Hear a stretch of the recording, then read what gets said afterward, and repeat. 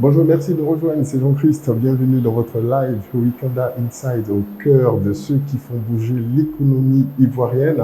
Et nous allons aujourd'hui à la rencontre de Steven Bedi. Steven Bedi, il est CEO et fondateur de Putsch Côte d'Ivoire. Ça vous dit quelque chose, certainement. C'est des services financiers digitaux à destination des salariés non bancarisés, mais également des acteurs du secteur informel. Avec nous, nous allons parler des clés de réussite, de ses ambitions, de ses conseils. À votre endroit, vous, jeunes investisseurs ou entrepreneurs ou je sais pas, ceux qui veulent se lancer dans le monde des affaires, on va aller à sa rencontre. N'oubliez pas, il a été prix d'honneur de Wikanda 2021. Suivez-moi.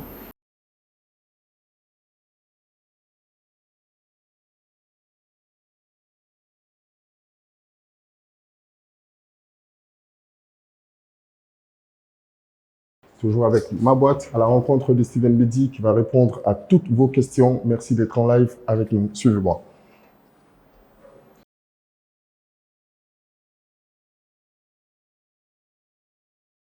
Steven Bedi, Bonjour, comment vas-tu? ça va et toi? Très bien, merci. C'est un plaisir de te rencontrer, mais aussi un honneur d'être reçu à tes bureaux. Avec toi, nous sommes en direct dans l'émission Weekend Inside, au cœur de ceux qui font bouger l'économie ivoirienne, et tu es une valeur sûre, justement, de cette économie, tant à l'échelle nationale qu'internationale. Merci de nous recevoir. Notre principe est très simple, c'est ma boîte à questions avec laquelle je vais partout. Des questions qui viennent justement d'un mélange de questions qu'on a reçues de tous nos internautes qui nous suivent en ce moment en direct sur notre page Facebook, mais également la page de nos partenaires. Le principe, tu as une question, je pose la question, et puis les jeunes entrepreneurs, les aspirants entrepreneurs en sauront un peu plus sur ton parcours de réussite et tes craintes, tes ambitions et tout ça. C'est bon? On peut aller? Ok. Top, c'est parti. On y va, nous sommes en direct avec Steven Bedi, je rappelle CEO et fondateur de Putsch Côte d'Ivoire. Je peux lire la question si tu veux. Voilà. Okay. Alors, première question qu'il a tirée, penses-tu que le financement soit l'élément clé pour développer un business? Ouais, je me fais chaque fois taper dessus quand je dis ça. Non. Non. C'est le produit. C'est le produit. Pas forcément le financement. Le financement. Avant, quand nous, on était jeunes start-upers, quand les gens nous disaient, on disait, ah, c'est parce que tu as déjà l'argent. Mais en vrai, c'est pas l'argent. C'est le produit. C'est le produit.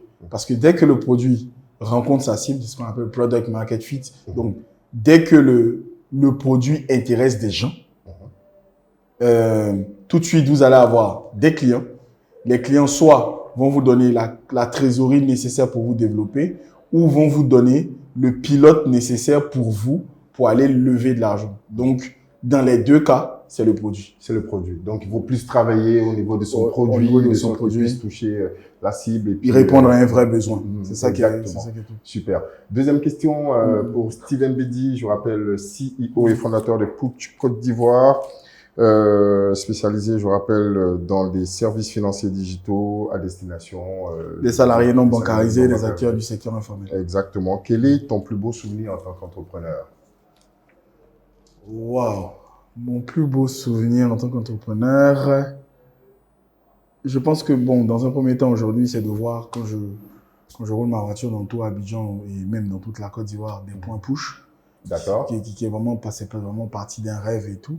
Mais au-delà de ça, c'est surtout ce qu'on a pu apporter en tant que président du CI20 que je suis, donc président des startups du CI20, tout ce qu'on a apporté à l'écosystème. C'est quoi le CI20 pour ceux qui ne le savent pas exactement? Alors, le CI20, c'est un consortium de 15 startups ivoiriennes qui se sont mis ensemble pour créer 2000 emplois en 2 ans grâce à nos 15 startups. Impressionnant. Et aujourd'hui, on a pu grâce au CI20, aujourd'hui, on a une loi start-up que le CI20 a poussée de toutes ses forces. Aujourd'hui, on a un fonds qui finance les startups qui s'appelle Startup Boost Capital, dont vous avez vu le lancement en début d'année. À hauteur d'1 milliard. À 1 milliard pour les startups. Ça avait même été annoncé en décembre dernier au Wikanda par le ministre Mamadou Touré. On a pu aussi avoir le SACEN, le Sommet africain des startups et de l'économie numérique. Donc, sans compter la délégation Côte d'Ivoire Aviatech. Donc, on a pu obtenir plein de victoires justement pour l'écosystème numérique et je pense que c'est véritablement ce qu'on laisse derrière soi, c'est comment on a aidé les autres et c'est ça ma plus grande fierté. C'est vraiment un très beau souvenir. Et une autre question pour nos abonnés, je veux dire nos followers qui sont en direct, n'oubliez pas, Week-end là, c'est demain au Sofitel Hôtel Ivoire. L'année 2003 était l'année de la jeunesse. Hein, le président de la République, son excellent Alassane Ouattara l'a dit. Est-ce que tu as progressé en cette année réellement? Alors, oui, parce que déjà cette année, comme je disais, on a pu lancer Startup Boost Capital. Au début, on avait très peu de dossiers, mais maintenant, on en a beaucoup plus. Donc aujourd'hui, les startups peuvent être financées, parce que nous, on n'a pas eu la chance être financés jusqu'à 50 millions de francs CFA par startup, ce qui est assez impressionnant qu'on a pu avoir. On a eu la première délégation ivoirienne à Vivatech. Moi, je parle essentiellement d'entrepreneuriat dans le numérique parce que c'est ce que c'est vraiment mon scope. Et aussi, j'ai pu voyager beaucoup dans l'Afrique pour pouvoir exporter des solutions ivoiriennes en Afrique centrale et ça a su son cours et vraiment la Côte d'Ivoire va rentrer dans une nouvelle dynamique. Progression sur l'année 2023 avec la jeunesse, avec des jeunes justement que tu as pu impacter à travers toutes les solutions que tu proposes et tous les outils et tous tes voyages notamment dont tu parlais. Une autre question pour... Voilà, merci. Nous sommes avec le grand Steven Bedi. Alors, quelle est ton actualité au sein de ton business en ce moment?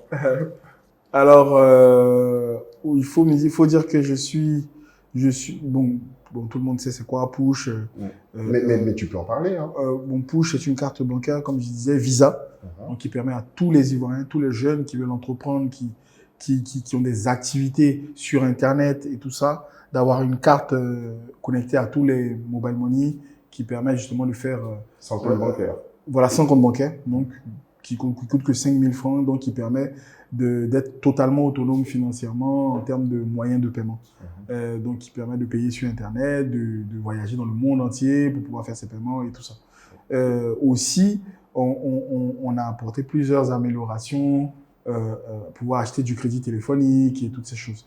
Mais l'actualité aussi importante, c'est qu'on essaye aussi, d'un point de vue écosystémique, justement de faire venir pas mal de fonds donc, qui vont financer l'entrepreneuriat local.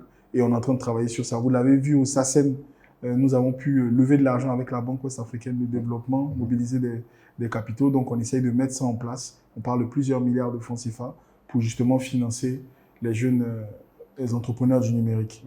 Comment est-on éligible à ce financement proposé par votre consortium de start-up? Startup Boost Capital, c'est très simple. Hein. Il faut aller sur ci20.org et puis cliquer sur Startup Boost Capital et puis postuler au guichet qui vous intéresse. On a un guichet qui donne des tickets de 20, 30, 50 000 euros, d'accord, en ce qu'on appelle en equity, donc en prise de participation. Et puis, on a un autre guichet avec notre partenaire, l'agence Emploi Jeune et Finel. Partenaire également des Weekenda. Exactement. 4 ans, donc, l'agence Emploi Jeune qui permet donc d'avoir, comme je disais, du financement jusqu'à 50 millions en dette, avec des conditions très souples, sans besoin de garantie pour pouvoir accéder à ce financement-là. Mais c'est tout top alors. Je crois une autre question. Là, c'est la découvrir moi-même parce que quand toi tu lis les questions là, c'est un peu. Mais en fait, c'est des questions pièges. Il n'y a pas de questions pièges. C'est des questions des abonnés. Allez, vas-y, lis-nous la question et puis. Les choses des questions. Quelle est la valeur actuelle de ton entreprise et si tu. Donc, si le chiffre exact, serait-il possible d'avoir une fourchette si on n'a pas les chiffres exacts? Quelle est la valeur actuelle de ton entreprise Push Côte d'Ivoire? La valeur actuelle. Déjà. Et qu'est-ce qu'on appelle une valeur justement d'une entreprise? Voilà, c'est ça. Donc déjà, valoriser une entreprise, c'est vraiment, ça prend. Il y a des méthodes de calcul homologuées par tous les VC pour valoriser les entreprises. Et selon les secteurs d'activité, ça peut être valorisé d'abord par 5 fois l'EBITDA, donc ce qui est en fait ce que vous gagnez déduit de certaines charges, qu'on multiplie par 5 pour pouvoir dire que c'est ça votre valeur. Donc c'est en fonction, donc c'est calqué donc sur le chiffre d'affaires. Après, il y a des domaines d'activité où on pèse la data que vous pouvez collecter. Ça, c'est des entreprises, par exemple, comme Facebook, qui sont gratuites qui était en tout cas gratuite pendant 10 ans, mais qui arrivait quand même à avoir une grande valorisation parce que beaucoup de personnes y avaient leurs données personnelles. Donc, il y a ça aussi qui permet de valoriser une entreprise. Donc, mais on valorise ici donc son potentiel. C'est-à-dire ce que quand elle va décider de commercialiser ça, qu'est-ce qu'elle va valoir? Et puis, il y a aussi combien de clients vous avez. On peut valoriser vos clients. On peut estimer qu'un client, ça coûte tel montant. Et si vous avez 10 000 clients, donc voilà ce que vous valez, par exemple. Donc tout ça, et la technologie, la robustesse d'une technologie, combien d'années vous avez mis sur la technologie, ça peut être valorisé aussi. Donc, et nous, dans le numérique, c'est un peu un mix de tout ça. De tout ça. Donc il est difficile d'évaluer. Il est Puch, Côte d'Ivoire. Il y a un montant. C'est en plusieurs milliards. En plusieurs milliards. En tout cas. Donc, Puch, Côte d'Ivoire coûte plusieurs milliards de francs CFA. On va dire ça différemment. Puch, Côte d'Ivoire vaut plusieurs millions d'euros. Vaut plusieurs millions d'euros. Oui, ça a son importance. Alors, la question, Steven le dit, patron de Puch Côte d'Ivoire, spécialisé dans les services financiers digitaux à destination des salariés non bancarisés et des acteurs du secteur informel. Question... Vous mettez dans quoi vos questions là? Parlez-nous de votre expérience avec les Wikanda. Alors, je rappelle que tu as été prix d'honneur en 2021 des Wikanda. Oui. Quelle expérience tires-tu de cela? Qu'est-ce que ça t'a apporté en termes de notoriété ou notamment de valeur, si on peut le dire ainsi? Tu sais, moi, personnellement, j'ai une approche très écosystème de l'entrepreneuriat. C'est-à-dire, ce que moi je fais personnellement n'est pas ce qui m'importe plus. C'est ce qu'on arrive à avoir comme impact pour le bien de tous les jeunes entrepreneurs. C'est ça qui m'intéresse. Donc, je veux dire, quand je me bats pendant des mois, voire même années pour une loi, pour que tous les jeunes qui viennent après moi puissent bénéficier de cette loi, des avantages fiscaux qu'elle apporte et du financement qu'elle apporte, c'est ça qui est important. Et les Wikanda, pour moi, ça a été vraiment ce tremplin vers ça. Je me rappelle quand, en 2019, je crois, on avait remporté notre premier Wikanda du NTIC. Du coup, je voulais être pris, comment on appelle ça, le principal, donc entrepreneur homme de l'année, puisque j'avais déjà eu le prix sectoriel, c'était ça ma next. Donc, le Wikanda, donc dans les catégories principales. Donc, le Wikanda m'a permis aussi de me challenger, parce qu'avant, j'avais rien pour se challenger. Donc, on avançait comme ça, chacun faisait son petit truc d'un côté. Et du coup, ça, c'était devenu quand même un beau challenge. Je voyais d'autres jeunes comme moi qui faisaient des bonnes choses et tout. Donc, je me dis, moi, je veux arriver où ils sont. Et après, je suis arrivé au stade des catégories principales. Et ça que je veux dire aussi aux jeunes, c'est que tout dépend de la motivation. Qu'est-ce qui te motive à travailler plus? Et si tu veux travailler plus pour encore plus briller, ça va pas aller. Mais si tu veux travailler plus pour avoir de l'impact dans la vie des gens, là, ça va changer quelque chose. Donc, mes premières motivations, et je l'ai dit une fois sur LinkedIn et tout, mes motivations, je pensais qu'elles étaient nobles.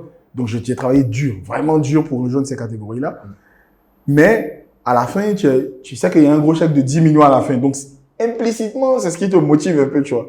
Donc, j'étais motivé par le financement, qui était comme une reconnaissance de mes efforts. Et là, bon, Dieu merci, c'est un autre de mes frères qui avait remporté ce jour-là un mot. Et pareil, et après ça, je me suis posé une question. Je me suis dit, mais en fait, pourquoi tu fais ça? Tu es tenté de faire ça pour les mauvaises raisons. Pour la lumière, pour le chèque, pour la reconnaissance, tout ça. Donc, c'est là que j'ai un peu bifurqué. Je me suis vraiment concentré sur l'écosystème de qu'est-ce que je peux vraiment apporter aux gens.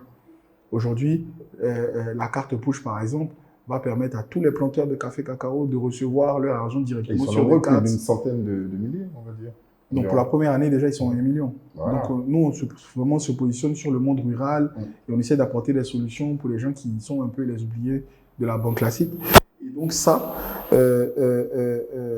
ça c'est ce que je fais personnellement, mais c'est pas ça qui me porte vraiment, c'est ce que je fais pour l'écosystème. Avec le CI20, avec mes camarades du CI20, ce qu'on fait pour l'écosystème, c'est ça qui a été mon focus après cette année-là. et je me suis concentré essentiellement sur ça.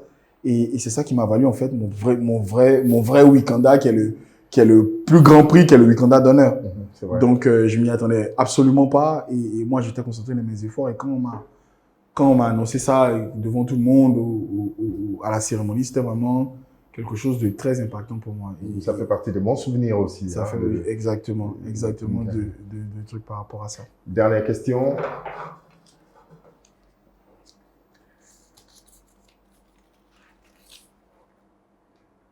Est-ce qu'aujourd'hui, vous fixez un salaire? Quel est le salaire mensuel que vous touchez? Ah, c'est question d'argent. Je reprends la question. Est-ce qu'aujourd'hui, Steven Bedi se fixe un salaire et quel est le salaire que tu te fixes? Et puis après, je te poserai une question justement à l'endroit de tous ces jeunes entrepreneurs qui se disent « Bon, je lance un business, je me donne tel montant en termes de salaire, l'évaluation de tout ça. » Quel salaire tu te fixes? Est-ce que tu te fixes déjà un salaire pour tes différentes entreprises? En fait, non. Non, pas vraiment. Dans le cadre de Push, bon. Vous savez, quand dans le cadre d'une startup, vous avez plein d'associés, vous faites pas ce que vous voulez. Les gens pensent que tu fais ce que tu veux. Non. Une fois que vous êtes dans une startup, vous levez de l'argent, vous devez rendre des comptes à des gens qui vous ont fait confiance. Vous avez mobilisé des fonds auprès de plusieurs personnes. Et donc, moi, de toute façon, même, je n'ai même plus, j'ai envie de dire, la gestion aujourd'hui de Push Côte d'Ivoire. Sur Push Côte d'Ivoire. Oui, je suis essentiellement dans la stratégie, mais je dis, je fais plus au quotidien, il y a trop de choses à faire, tu peux pas faire ça, et donc moi je suis un peu plus en retrait sur d'autres types de questions par rapport à ça. Donc et en fait moi je préfère plutôt partir sur un conseil. Quand vous faites votre entreprise, vous fixez une rémunération est la dernière chose à faire, en mon sens. Peut-être d'autres ont d'autres façons de voir. Notre approche. Voilà.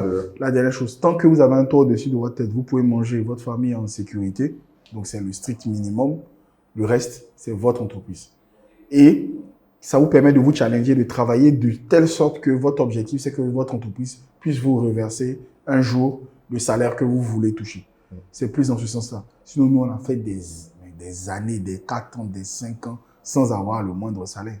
Donc, on vit au jour le jour de trucs. Les gens pensent que c'est facile, mais c'est très difficile. C'est comment justement? Jusqu'à ce que... Comment tu as vécu pendant ces 4 ans? Eh bien, j'ai fait ce qu'on appelle bootstrapper. Bootstrapper, c'est faire un ensemble de petites choses pour financer l'entreprise dans laquelle on croit. Donc, vous pouvez avoir par exemple une compétence, une expertise particulière, vous faites des consultances, vous faites ce genre de choses. Moi, je me rappelle, j'avais une marque d'épices.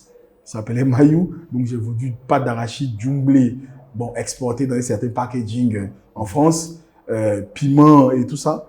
J'ai fait une marque de t-shirts, j'avais fait, je me rappelle, un magasin de vêtements. À chaque fois, sur la route de mon projet, j'ai fait des mini-entreprises pour pousser ce projet jusqu'à ce qu'il réussisse très belle stratégie, et qui me permet de faire maintenant l'autre projet auquel je m'adonne en ce moment. Un conseil pour tous ces jeunes qui nous suivent en direct sur nos différentes pages et puis notamment également un appel à venir demain parce que demain tu es au forum avec nous et tu as une intervention à faire sur un thème assez particulier, aussi important. Rappelez-moi le thème, ami Sabi. on va garder ce thème pour ceux qui viendront demain. Donc, un conseil pour tous ces jeunes. Alors, moi, je pense que les Wikanda, c'est quand même une initiative par des jeunes, pour des jeunes. Rien que pour ça. Tous les jeunes de Côte d'Ivoire doivent y être. Parce que on va apprendre des choses les uns des autres. C'est pas des gens qui sont à milieu de nous qui vont venir parler, c'est des jeunes qui ont vécu des choses qui sont... Parce qu'il y a ce truc-là que les gens oublient. Les gens toujours veulent avoir un mentor super élevé, mais vous perdez le temps du mentor parce que ce que vous vivez, il a dépassé il y a 20 ans.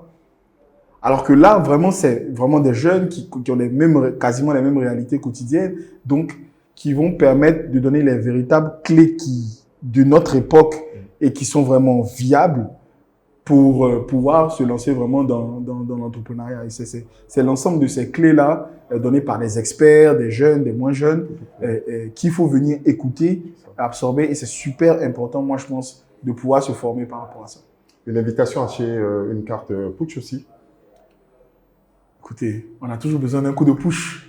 C'est bien dit. Donc, et c'est sur ce coup de push qu'on va se dire au revoir. Donc, c'est très simple. Pour push, il faut juste faire étoile 755 dièse. Étoile 755 dièse. Vous allez recevoir par SMS le lien de téléchargement et pouvoir ouvrir votre compte push. Et ça s'affiche en ce moment au bas de votre écran, de votre téléphone, de votre ordinateur. Merci Steven Bedi de nous avoir reçus dans tes bureaux. Merci d'être passé. D'avoir échangé avec toi. Et pas de problème. Une mine d'or de conseils aussi, et puis ces clés de réussite dont la jeunesse a besoin pour entreprendre. Merci beaucoup. Pas de problème. Et à demain. Ça marche, à demain.